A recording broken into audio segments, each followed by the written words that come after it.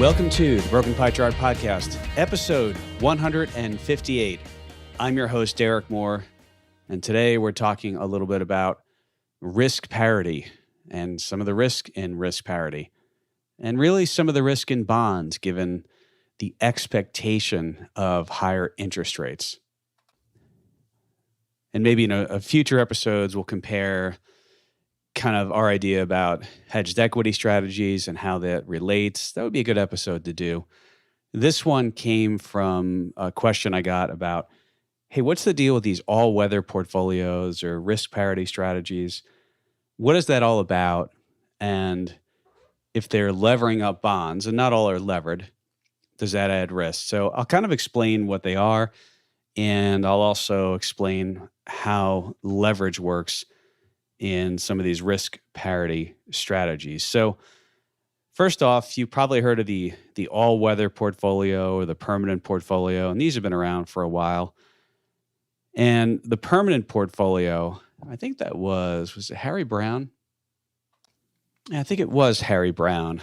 It had to be back in the 1980s. I guess since I mentioned the permanent portfolio, I will start there. And it was this idea that you have a few different asset classes that all don't have the same correlations, meaning when some of them are going up, some of them are going down. And it's also it's one of those things that it can help offset risk depending upon the different market environment that you're in. So I remember it's been a while since I read up on it, but I remember the premise that, okay, there's all these different regimes, we'll call it. And the regimes are, you have really good growth, or you have recessions, or you have inflationary periods. And here, actually, I pulled it up. Let me be a little more accurate. And this is a quote from just Google it. Browne argued that a portfolio mix would be profitable in all types of economic situations. Growth stocks would prosper in expansionary markets, precious metals in inflationary markets, meaning rising prices, bonds in recessions, and treasury bills in depressions. And so what he did was he created this portfolio, and it was cut into 4 quadrants.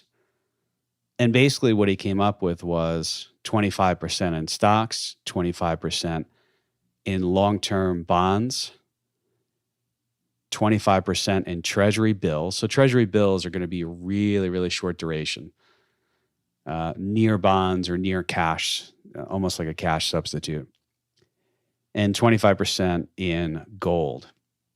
So that in itself is not levered per se, although I have seen people do variations where they lever it up, and I'll kind of save that discussion till we get to the risk parity. Maybe we want to do all weather. But, one of the challenges with some of these portfolios is when they're back tested, and think about this, he came up with it in the 80s. What do we have in the 80s? We had really high interest rates. And even treasury bills, so your shortest term paper meaning bonds. And if I just pull up today, U.S. Treasuries, bond yields, basically, they're paying, or they have been paying next to nothing. A 1-month bill is paying 19 basis points, so 0.19%, 3 months, 0.34%. Granted, they're higher. They're higher than they'd been because the Fed is, seems like they're on pace to raise interest rates by 25 basis points coming up at the March meeting, which will be probably about 10, 11 days from now. So that's coming up. Even 1 year is just 1.02%. 6 months, 0.66%. So anyway, it's the idea that you have these treasury bills, you have treasury bonds, and historically, bonds, when we think about, okay, what happens when the market really, really sells off? Well, typically the Fed has reduced interest rates and to try and help the economy. And during that time, when interest rates go down, bond prices go up. We saw, look, bonds did okay in 2020. They did okay 08, 09. When I get to the risk on this, I mean, coming from a really low rate environment to a higher rate environment, and then I know some people compare it to, let's say, the 1970s, but 1970s we had really high coupons. Okay, let me move on. So that's the permanent portfolio. And then the all-weather portfolio. And there's different versions of this, but I think it was Ray Dalio is the one who came up with the all-weather portfolio. I don't know the year that he created this. I suppose I could take a look at that real quick. And I think it was created sometime maybe late 80s, 90s, although I don't think it was launched as a portfolio until 96. And I'm just looking at the Bridgewater site. And basically the premise, similar to the permanent portfolio, but it's you have these regimes, and I've seen him talk about it, where he says there's these 4 boxes. So rising growth, rising inflation, falling growth, falling inflation. And that those different regimes, obviously different asset classes can do better in some, better in others. And I think the general version of his all-weather portfolio was something like 30% in stocks, 40% in long-term treasuries, 15% intermediate treasuries. Then you had gold at 7.5% and commodities at 7.5%. And with the advent of ETFs, someone who is looking to do this, they could actually replicate either of the portfolios I just mentioned, the permanent one or the all-weather. And so it's the same thing. Rising inflation, you would expect gold and commodities do well. Rising growth, stocks, rising inflation. In this iteration of it, he doesn't have TIPS, Treasury Inflation Protected Securities, and I thought that was part of the allocation, but I could be wrong there. But yeah, I mean these different, and obviously when falling growth and falling inflation, bonds are going to do really well. So anyway, those are the 2 portfolios, and I believe he offered a version. And again, I don't want to say this with certainty, but that he created this idea of he did this in a risk parity way, and I'll explain what risk parity is in a little bit. But he used a little bit of leverage, is my understanding, in some of the funds running this. And so this brings us to really the risk parity. And I've heard people talk about the risk parity strategy, and somebody said, "What does that really mean?" All right, well, let's kind of take a step back for a second. And when you think about parity, like if I was saying, hey, there's parity in the NFL this year, what does that mean? That means that you look and there's no 1 or 2 or 3, dominant teams. You have a lot of different teams with around the same record, and there's parity in the league. When there's not parity in the league, you have a few, not super teams, but you have dominant teams. But it's the idea that things are sort of even across. When you think about risk parity, the S&P 500, and I'm going back to 1928, has a compounded growth rate around 9.98%. That's the historical, just running the numbers. The simple average is return about 11.82. And so that's over about 94 years. The standard deviation around that average is about 19.36%. Just running some numbers back to 1928. If I use something like the 10-year Treasury, and I know those portfolios I just talked about, they use different iterations, and some of them use longer bonds. But the 10-year Treasury, the compounded growth rate over that time is about 4.84%. Simple average 5.11. The standard deviation of that portfolio is 7.64. So if we use standard deviation as a proxy for risk, basically, what does that mean?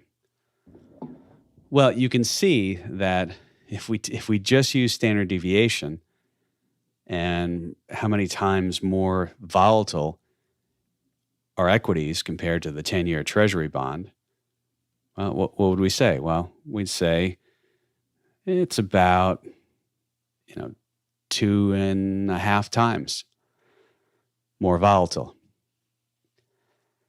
So let me give you a real easy example. Well, all right, anyway, let me stick with that for a second. So if you're just using that, and the idea is, right, one is more volatile than the other, and you're using volatility as a proxy of risk vis-a-vis the standard deviation. One of the popular portfolios is the 60-40, 60% stocks, 10% bonds. And if you go and you use a 60-40 portfolio, the standard deviation on that, using the same numbers I just quoted you, but then using those two in a 2-asset portfolio, is about 11.94%.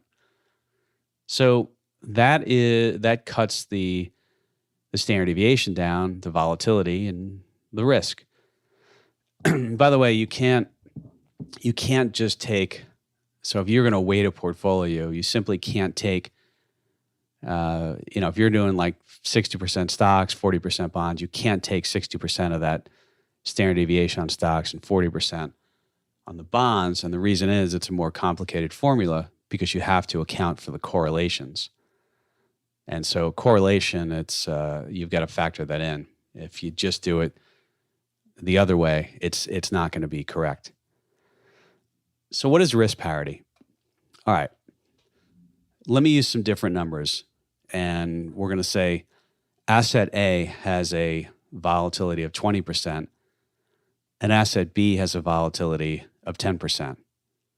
Asset A is 2 times more volatile than asset B. So let's say we were in a 50-50 portfolio. Well, where's the risk coming from? The risk in that portfolio, and let's just say it's stocks and bonds, okay? Let's just make it even easier. Well, most of the risk or the standard deviation is coming from stocks. And so what risk parity does is it looks at the assets and it looks to arrange the portfolio so that using leverage, the standard deviations are all equal. In other words, if I use 50% stocks and 100% bonds, and you're like, wait a second, that doesn't make sense. That's 150% portfolio. That's leverage. That's borrowing. That doesn't make any sense. But think about it. If you use twice as much of the bonds and you raise it up to 20%, 2 times 10 is 20%. So that sleeve, that's the volatility it has. And then that volatility now equals the volatility of stocks. So that's a really simplified way of explaining kind of what happens in a risk parity strategy. And I'll get to what I think are some of the risk on that in a second. The other way that this works is, and you're like, well, wait a second, how does it even work? Well, a lot of these funds that do it or strategies, they use futures. And so futures have a low requirement. So you could actually control without owning, using treasury futures. And the treasury futures, so you have, basically you have 2-year, 5-year. You've got, they have a new one too. It's called the Ultra Bond. And, but 2s, 5s, 10s, which are basically 2-year treasury notes, 5-year treasury notes. And these are futures, okay? And then there's an ultra 10-year treasury note future. Then there's treasury bonds, and there's ultra bonds, okay? So they have all these names, and I don't want to go in too much into the details. But basically, when someone buys a future, they put up a little bit of money, but they control much more notional value. And without complicating it too much, okay, when you own a treasury future, basically at the end of the contract, you'll take delivery of bonds. And so anyway, I probably won't ever do one going in detail on treasury bond futures. But anyway, so that's what these funds sort of do. Another fund, I saw an ETF recently that basically does a 90-60 allocation. Like, okay, well, that's 150%. And yeah, that's right. And the way that they do that is, in their case, they're buying U.S. large cap stocks, so similar to the S&P 500. And then they're buying treasury bond futures, and they ladder them out. So they might buy, a long bond really far out in duration, 10s, 5s, 2s. So they buy these futures, and that's how they get the leverage. And remember, the idea is that if you have assets that have some amount of anti-correlation, meaning they're not perfectly correlated. So if stocks are going up and bonds are going down, and then the risk parity is gaining parity, meaning that standard deviation, and I know I'm really simplifying it, but that risk measure and standard deviation with the weighting or with the leverage, it winds up being equal. And so it's kind of, whether it's the all-weather portfolio, there's leverage versions of that. I'm not saying they're good or bad, but I want you to understand what they are. So somebody asked me too, they said, well, historically, these have done okay, and bonds have been okay over the long term. And hey, when inflation was going higher in the late 70s, early 80s, bonds didn't get totally killed. All right, so here's the issue, I think, with comparing certainly the late 70s, early 80s to today. And that's, we are at historically low interest rates. And the reason why that matters is, when you want to see the risk of a change in interest rates, we look at what's called duration of a bond. And it's a formula, and it accounts for how much the coupon is, meaning how much your interest payments are, and bonds' present value is a function of their cash flows, and then what you'll get back at maturity. And so the higher the coupon rate is, meaning the higher the interest rate that you're being paid, not the yield to maturity, with the coupon, and that cuts down your duration. And also the time to maturity cuts down your duration. So if you have a 2-year bond and interest rates go up 100 basis points or 1%, the effect on the value of that bond is going to be less than if you have a U.S. Treasury that's 30 years to maturity at a low coupon rate, probably has, a duration around 24, 25. Means if interest rates go up by a full 1% tomorrow, you'll be, theoretically be at risk for, a drop of around 20, 25%, somewhere in there. So I think that is one of the things, if we have a scenario where, let's say that inflation, interest rates going higher, bonds are dropping, but the interest rates and the Fed raising rates causes equities to come under pressure as well, then you may not see bonds be quite as beneficial as they have in the past. I'm not saying they're going to lose more than equities. I'm not saying that at all. But if they're being levered up, 2 times, 2.5 times, whatever it is, that does increase the risk on that asset. Now, of course, some people say, well, wait a second. In some of the portfolios, you mentioned gold and commodities and things like that, right? But yeah, I mean, it just it's one of the things to consider. Okay, so I think if we want to think about what we talked about today, we talked about risk parity portfolios, permanent portfolio, all-weather portfolios, and then we've explained the idea of risk parity, what that means, what it means to create leverage in a portfolio. And as I said, in the coming weeks, I think it'd be a good idea for us to do an episode where we talk about a hedged equity approach that we aspire to or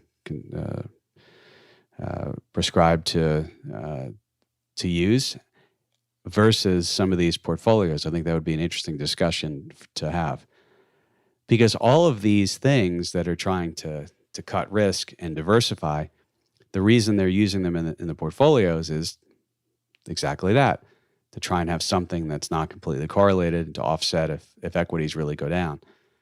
But if you're able to be hedged and you can stay in equities, well, that to me is a little bit interesting as well. And you don't necessarily have the interest rate risk in those portfolios. So, by the way, if you want to learn more about that, you can hit me up. It's derek.moore at zegafinancial.com. That's derek.moore at Zega. That's Z as in zebra, E as in Eddie, G as in George, A as in April. Financial is up to you to spell correctly.com. And I'd be happy to go through it with you. All right. We'll probably call it good for now. And I wanted to do something a little different on this one because I've been getting some questions on it. And keep the questions coming. Send me emails. I like emails. Let me know what you think of the program. And if you have questions on how we invest, or if you just want to suggest other topics like some of these were. All right, everyone. We'll talk to you next week. Bye.